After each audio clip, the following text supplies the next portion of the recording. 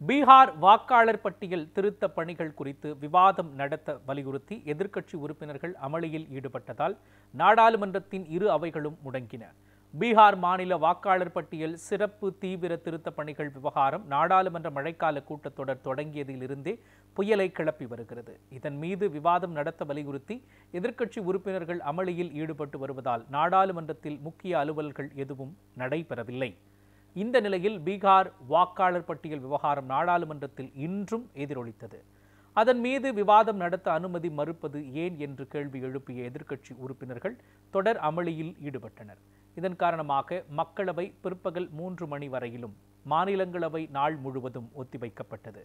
இதையடுத்து மாநிலங்களவை வரும் திங்கட்கிழமைதான் கூடும் என்று அறிவிக்கப்பட்டது.